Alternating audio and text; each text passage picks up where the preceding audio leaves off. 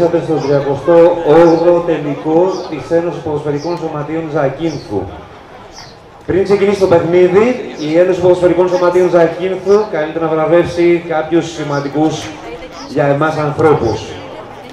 Ξεκινάμε λοιπόν από τον βετεράνο τερματοφύλακα του Αμπζάκηνος και μεγάλη δόξα του Ζακινθίνου ποδοσφαίρου, τον κύριο Ανδρέα Μοχονέο Ιζαμόρα, ο οποίος καλείται να παραλάβει την πλακέα του από τον πρόεδρο της Αμπζακίνθου και πρώην συμπαίχτη του, κύριο Νίκο Κοντονή.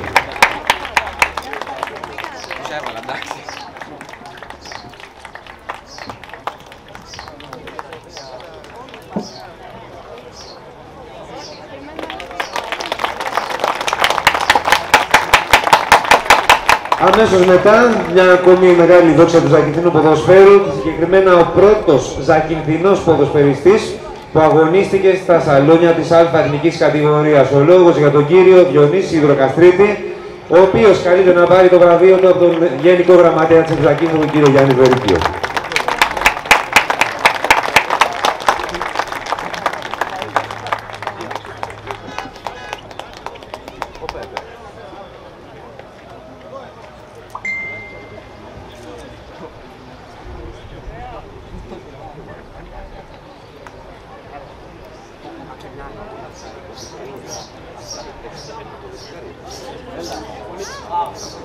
Βεβαίως, θέλει να πει δύο λόγια ο κ. Υδροκαστρίτης. Καλησπέρα.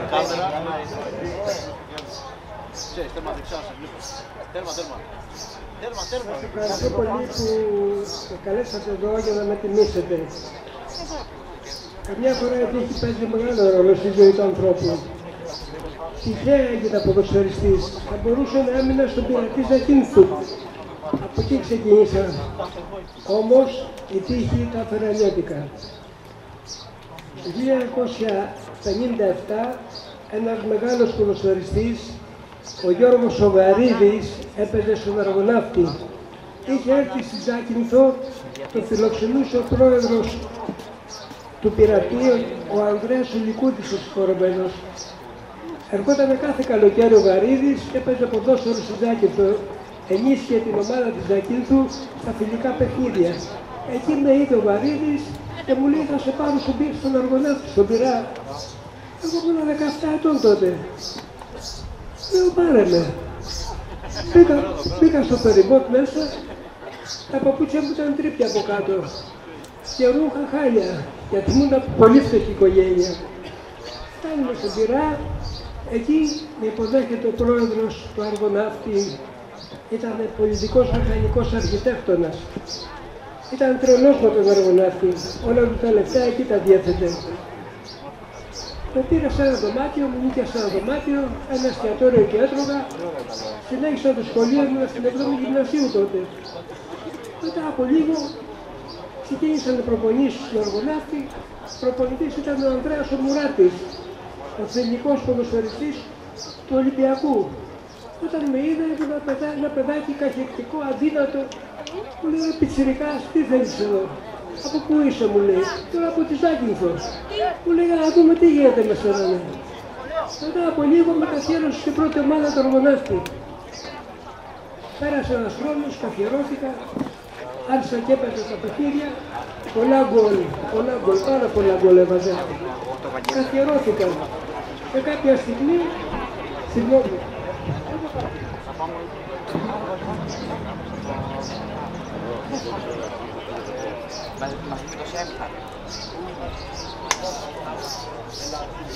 κάποια στιγμή έρχεται ο Ολυμπιακός, κατά τετυχές πληροφορίες μας, ο Ολυμπιακός θα αποκτήσει το νεαρό κοινικό του Αργοναύτη Πειραιώς Διονύσης Υδροκαστρίτη. Ο παίκτης αυτός αγωνίζεται με μεγάλη επιτυχία στη θέση του δεξιού εξτρέμ. Είναι μόλις 21 ετών και κατά τη γνώμη των ειδικών διαθέτει απεριόριστες δυνατότητες εξελίξεως.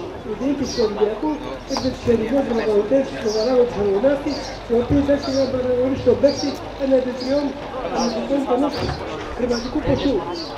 Τι αυτή χάλασε όμως, δεν ξέρω γιατί. Όμως, εκείνη τη στιγμή ήρθε πανεπιστημιακός και με πήρε στην Ελευσίνα. Έπαιξα στην Β' εθνική κατηγορία, έβαζα πάρα πολλά γκολ. Ήμουν δεύτερος σκόρερ στην Β' εθνική. Μετά από τον Κώστα τον Ταφουρλή, το συγχωρεμένο.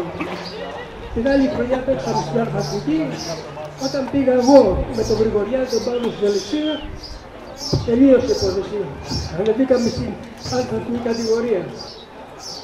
Καπάκι, η ομάδα της αστυνομίας Πόλεων ήθελε να κάνει την ομάδα της για να συμμετάσχει στο πρωτάθλημα των ενόπλων δυνάμεων. Διαλέξαν 20 ποδοσφαιριστές και μέσα έμεινε και εγώ στους 20 αυτούς. Όμως έπρεπε να είμαι 1,70 ύψος. Εγώ ήμουν 65. Μετρηθήκαν όλοι οι ποδοσφαιριστές, οι 20 ποδοσφαιριστές, οι διεθνείς όλοι, 1,70-1,75. Ήρθε η σειρά μου, πήγα να μετρηθώ 1,65. Αλλά λέω σημαντικό, δεν γίνεται. Ναι, αυτό γίνεται, δεν μπορεί να μπει στην ομάδα, είναι κοντός.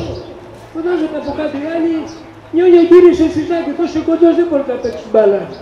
Καλά ρε παιδιά, λέω εντάξει. Είναι ένα παιχνίδι, η ομάδα της αστυνομίας, με κόλ του Σιδηροκαστρίτη, στο 89 εσώπανε 2 σημάδες του Παναθηναϊκού. Λέει, στο β' μέρος του Παναθηναϊκού, στο β' όμως ημίχρονο η αστυνομία ήταν πλέον επικίνδυνη. Και χάρη κυρίως στον έξω του Σιδηροκαστρίτη, ανέγραψε από τις τάξεις ήταν του Παναθηναϊκού. Μορφή του αγωνιστικού χώρου, αλλά δεν ξανά αφιξβήτηστα. Ο καταπλήκτης της Σιδηροκαστρίτης. Ο δαιμόνιος του Ξάνη του Αργοναύτη, όσοι χωρίζει και την μπάλα από την κατοχή του, ένα τροπατήγι της Παναγικής Αμήνης, το θεωρείται βεβαία.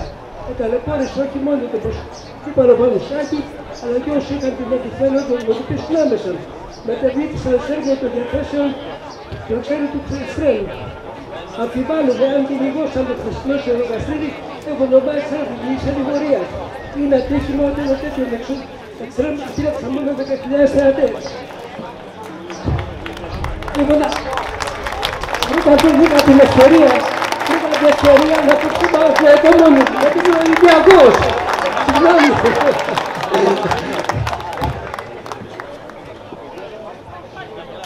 Συγγνώμη, ένα λεπτάκι ακόμα. Εδώ αυτή τη στιγμή, εδώ πλανάται η μορφή ενός πολύ μεγάλου ποδοσφαιριστή. Αυτός ήταν ο Διονύσης Καπανδρίτης. Ήταν ο μεγαλύτερος ποδοσφαιριστής που ανέπαιξε η Ζάκυνθος. Δεν ήταν τυχαίο ότι έπαιξα στην χρυσή πεντάδα της Παναχαϊκής. Εγώ μόνο τον είχα ζήσει. Σε ένα παιχνίδι πανεπιστημιακού Παναχαϊκής, στο γήπεδο της Παναχαϊκής, μας έπαιξε μόνος του όλη την άμυνα της Ελευσίνας και την άρμα των διαθέσεών του.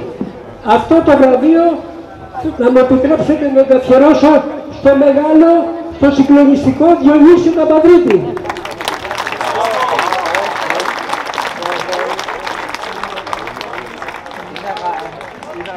Ευχαριστούμε πολύ τον... Λοιπόν, επόμενη βράδυση να έρθει εδώ στο κέντρο πρώην πρόεδρος της Ζακίνθου, ο κύριος Ανδρέας Παπανδρέου, ο οποίος βραβεύεται για την προσφορά του στην ένωσή μας, στην πλακέτα να παραδώσει ο πρόεδρος της Επιτροπής του Αθλήματος του Κυπέλλου, κύριος Νίκος Παπαναγιώτου.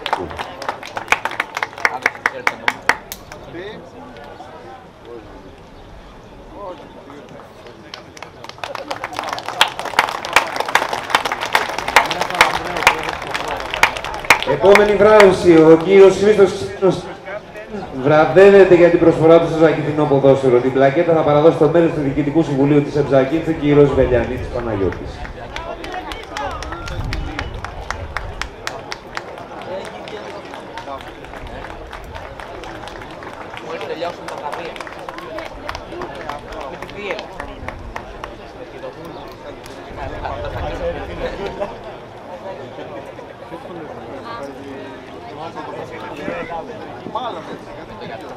Τελευταία βράβευση για την Ζακίνθου, τελευταία last but not least που λένε και οι Άγγλοι, ο μεγάλος χορηγός του προαθλήματος και κυπέλλου της Ζακίνθου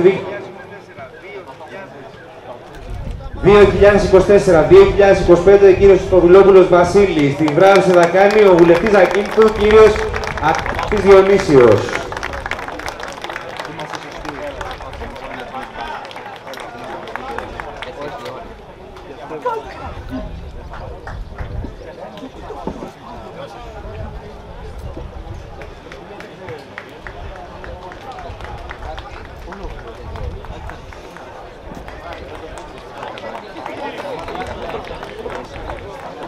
Στο ημίχρονο θα έχουμε τις επόμενες βραβεύσεις.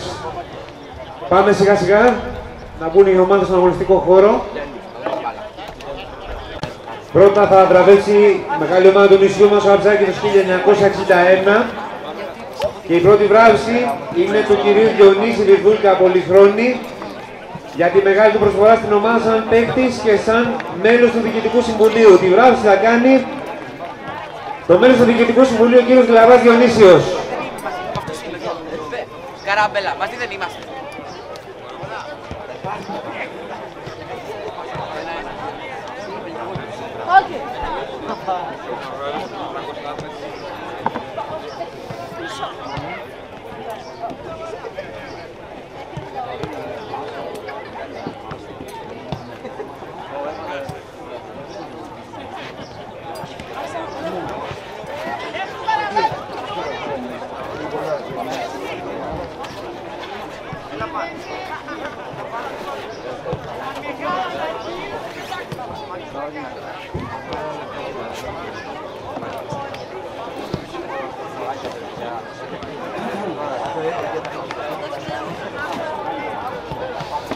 Πάμε σε μια ακόμη βράβευση για τον Αψάκυνθος.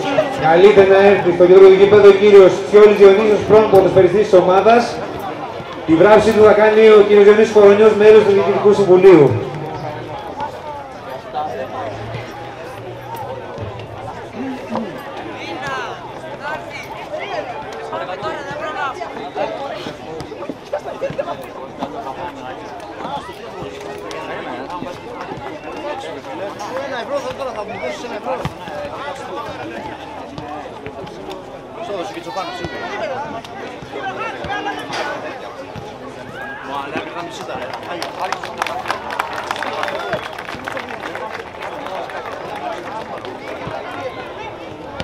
Προχωράμε με τις επόμενες βραβεύσεις. Πάμε στη θύελα αμπελοκήπων, την έτερη φιναλίστ, ξεκινώντας από τον κύριο Μάκη Πιλαρινό, ο οποίος θα τιμηθεί για την προσφορά του στην ομάδα της θύελας αμπελοκήπων, αλλά και γενικά για την προσφορά του στο ζακετινό ποδόσφαιρο. Καλείται να τον τιμήσει ο πρόεδρος της κοινότητας των αμπελοκήπων, ο κύριος Σωτήρης Ούρμπης. Λίγο μεγαλύτερα, κέντρο της σκουτιά.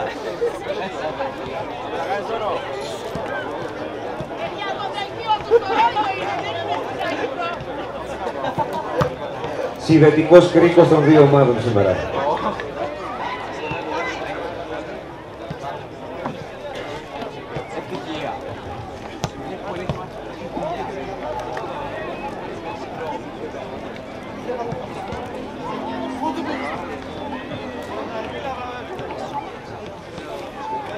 Φοράκια, θέλε, φοράκια.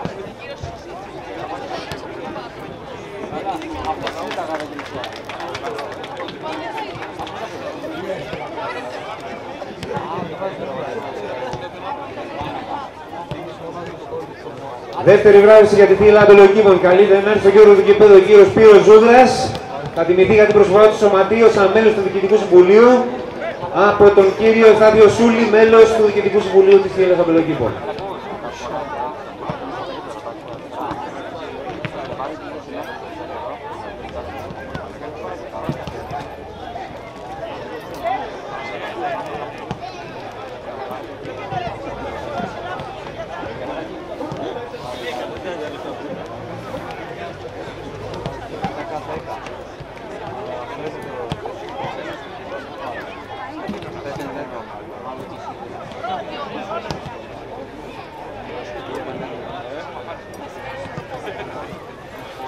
Πάμε και στην τελευταία βράβευση της απόψινής στον απόψινο μεγάλο τελικό. Γράμψας Διονύσιος για την προσφορά του στο σωματείο της θύελας αμπελοκήπων. Η βράβευση θα κάνει η πρόεδρος της ομάδας, κυρία Ροδούλα Σπινθάκη.